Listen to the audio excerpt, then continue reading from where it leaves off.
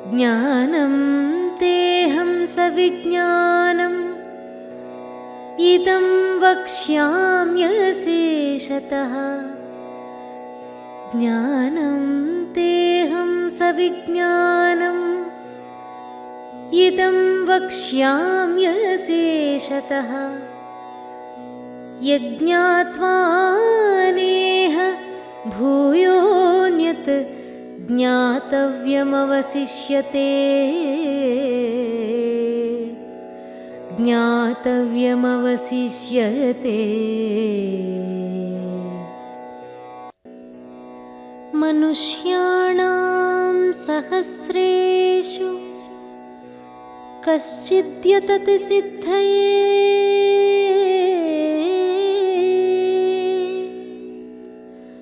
मनुष्याणां सहस्रेषु कश्चिद्यतति सिद्धये।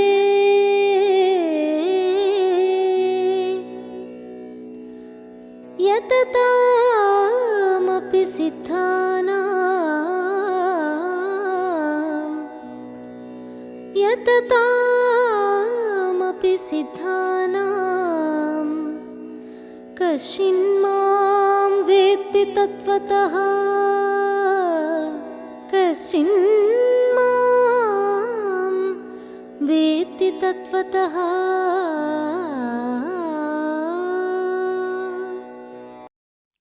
ओम शांति। श्रीमद् भगवद गीता में रुचि रखने वाले सभी भाई और बहनों को नमस्कार। भगवान वाचा कार्यक्रम में आपको फिर से स्वागत है।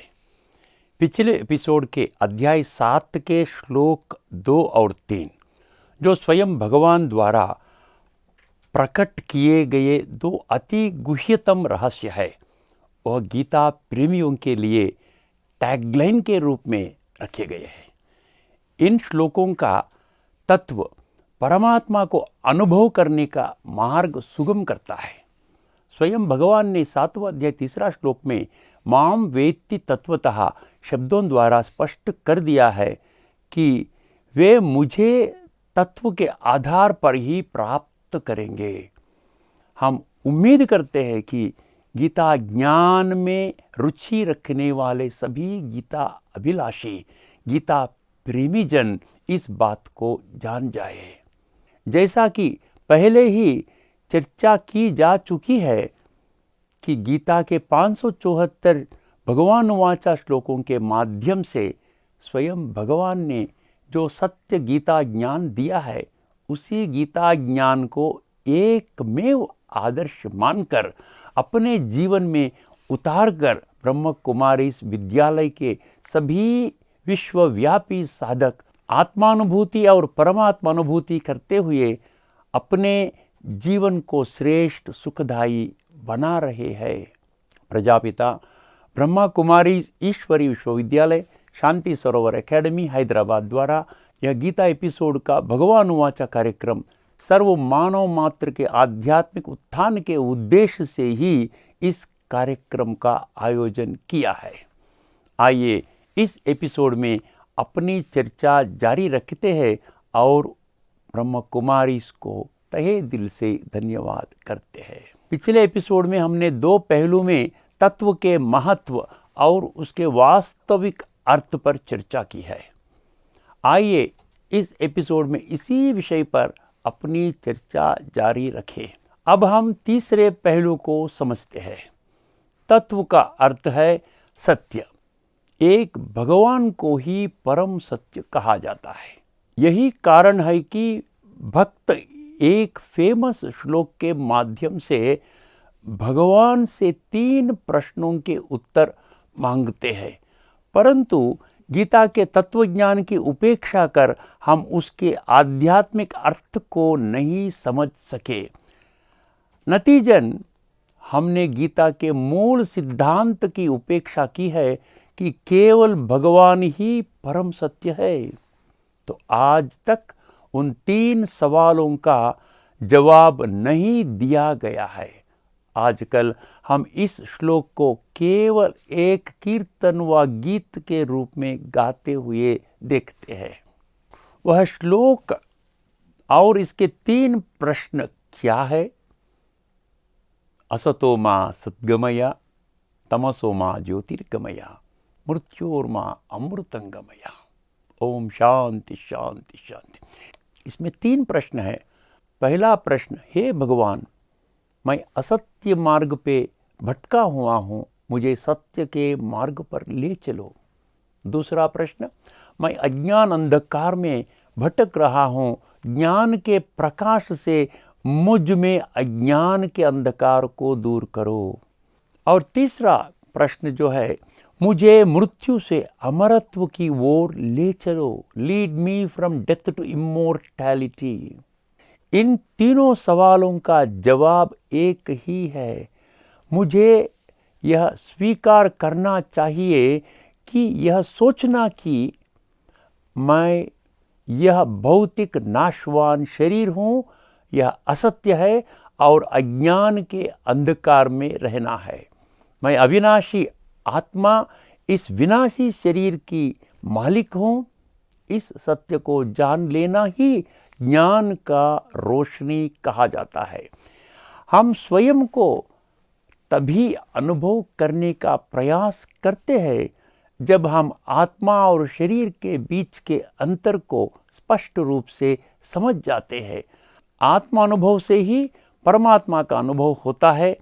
इस मूलभूत आधार को अपनाकर ही ब्रह्म कुमारी इस विद्यालय के साधक परमात्मा अनुभूतियों से संपन्न ईश्वरीय जीवन जी रहे हैं। वे हमेशा स्वयं को मृत्यु के भय से परे सत्य ज्ञान की प्रकाश के उजाले में स्वयं प्रकाशित अनुभव करते हैं। अब हम चौथे पहलू पर विचार करते हैं। भगवान एक है, ऐसा केवल कहने मात्र कहने से भगवान का अनुभव नहीं हो सकता। हमें खुद से पूछना होगा कि हम उस एक भगवान को पूरी तरह जानने के लिए क्या प्रयास कर रहे हैं। स्वयं भगवान ने गीता में उनकी पूरी पहचान यानी नाम, रूप, देश, काल, गुण, कर्तव्य और संबंध को अति सरल रूप से स्पष्ट किया है, लेकिन हम इसे प्राप्त नहीं कर सके। यह स्पष्टता हमें तत्व को जानने से ही प्राप्त हो सकती है। इसके लिए और कोई उपाय नहीं है। यह बात 18 अध्याय 55 में स्वयं भगवान ने कही है। इस श्लोक का अर्थ समझने से पहले आइए एक बार उस श्लोक को सुन लें। भक्त्या मामभिजानाति यावान्यस्यास्मि तत्त्वतः। भक्त्या मामभिजानाति यावान्यस्यास्मि तत्त्वतः। ततो मां तत्त्वतो ज्ञात्वा,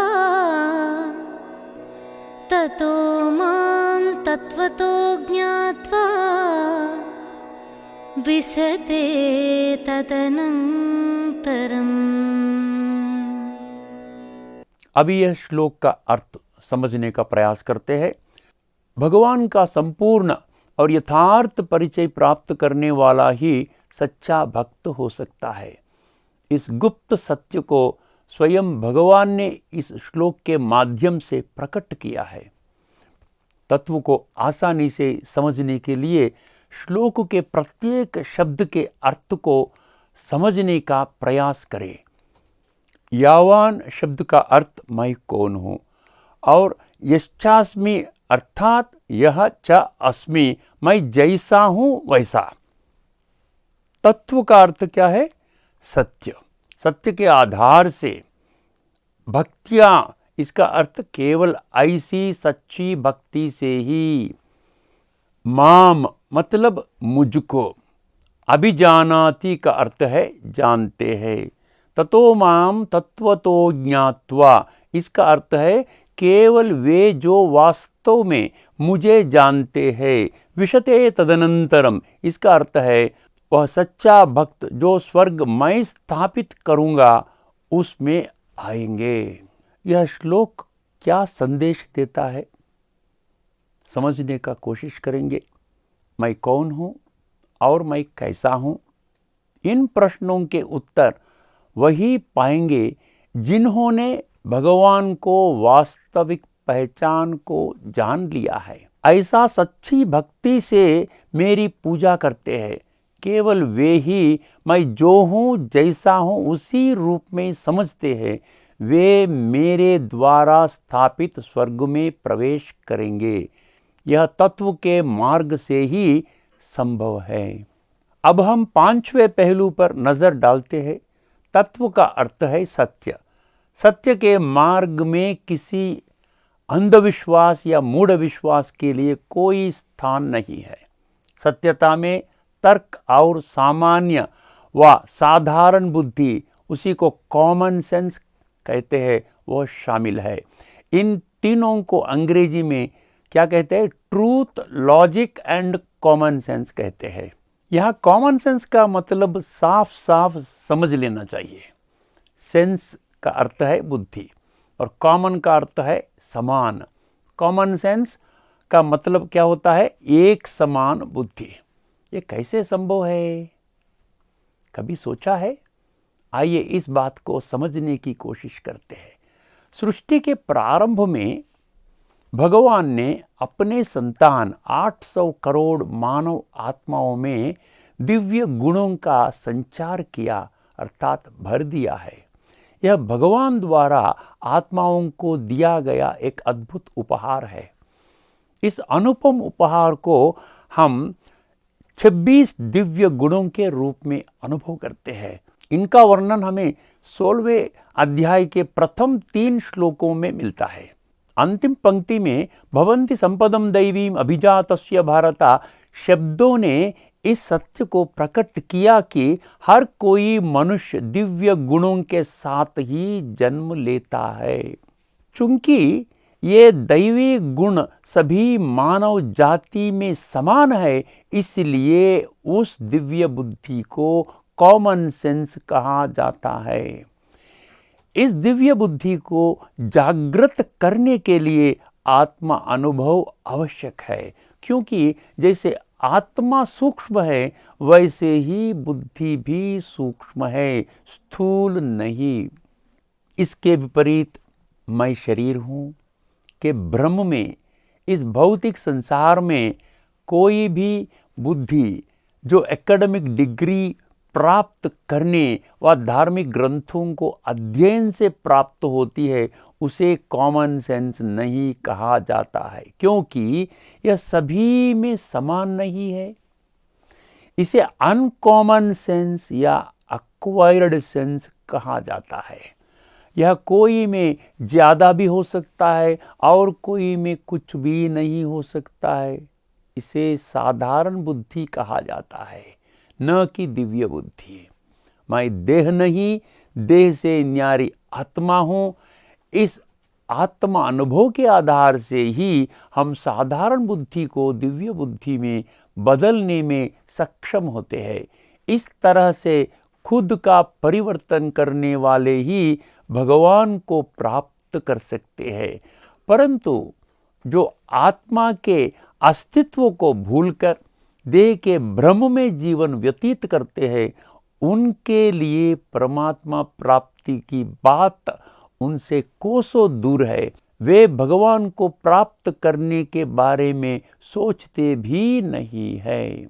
वे इस भौतिक दुनिया में अपना समय और शक्तियों को 100% केवल धन, भौतिक संपत्ति और प्रसिद्धि अर्थात नाम, मान, शान प्राप्त करने के लिए उपयोग करते हैं।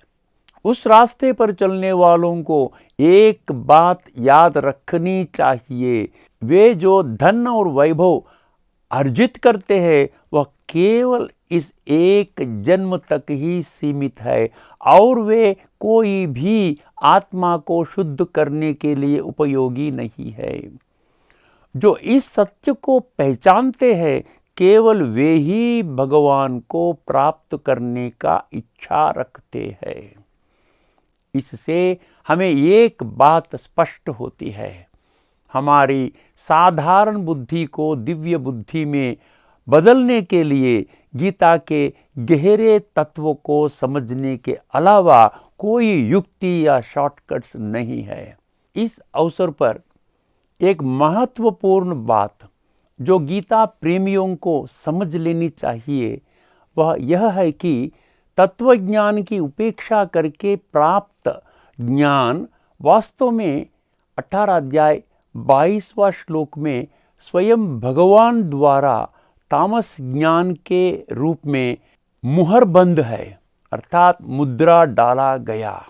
यद्यपि इस विषय पर चर्चा की जा चुकी है, फिर भी इसके विशेष महत्व के कारण हम वह श्लोक पुनः आपके सामने रख रहे हैं। यत्तु कृत्स्नवदेकस्मिन् कार्ये सक्तमहैतुकम् यत्तु कृत्स्नवदेकस्मिन् कार्ये सक्तमहैतुकम् अतत्त्वार्धवदल्पं च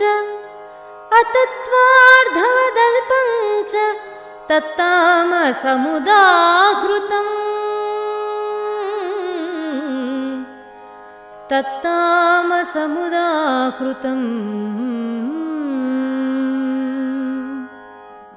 ध्यान दें कि यह श्लोक उन 3 बुरे लक्षण का वर्णन करता है जो लोगों को तामस के मार्ग में धकेलती है। पहला बुरा लक्षण क्या है? अहैतुकम कहा। इसका अर्थ है गैर तर्क संगत यानी अतार्किक। इसे अंग्रेजी में इलॉजिकल कहते हैं। दूसरा अतत्वार्धम कहा। इसका अर्थ है तत्व की पूर्ण अवहेलना। और तीसरा अवलक्षण है अल्पम। इसका अर्थ है साधारण। तत्तामसमुदाहृतम इसका अर्थ है ज्ञान का निम्नतम या कनिष्ठ रूप। ऐसा ज्ञान आत्मानुभव या आत्मा की शुद्धि के लिए उपयोगी नहीं है। यहाँ हम इस एपिसोड में चर्चा समाप्त करते हैं। हम आशा करते हैं कि पिछले 2 एपिसोड्स में हुई चर्चाओं से आप सभी को तत्व का महत्व स्पष्ट हुआ होगा। यदि तत्व को नज़रअंदाज करके गीता को केवल पढ़ने, पारायण, सुनने या प्रचार करने तक ही सीमित करेंगे तो मैं कौन हूँ और भगवान कौन है, वे 2 प्रश्न शेष जीवन के लिए प्रश्न ही बने रहेंगे। गीता प्रेमी और सत्य के खोज में रहने वाले साधक तत्व ज्ञान प्राप्त करने के लिए हमें क्या करना चाहिए? इससे हमारे सोच विचार में क्या बदलाव आएंगे? आइए इन सवालों के जवाब पर विस्तार से चर्चा करते हैं आने वाले एपिसोड में। अगर आपको इस एपिसोड्स में चर्चा पसंद है तो आप इन वीडियो को अपने रिश्तेदारों और मित्रों के साथ साझा कर सकते हैं। यदि आपको कोई गलतफहमी या संदेह है तो आप हमें इस वीडियो के कमेंट्स सेक्शन के माध्यम से बता सकते हैं। जो भी ये भगवान वाचा इस कार्यक्रम का सर्व वीडियो को प्राप्त करना चाहते हैं वह ब्रह्म कुमारी शांति सरोवर हैदराबाद के YouTube चैनल में जा सकते हैं। हम अगले एपिसोड में फिर से मिलेंगे। तब तक के लिए नमस्कार। लोका समस्ता सुखिनो भवन्तु। ओम शांति।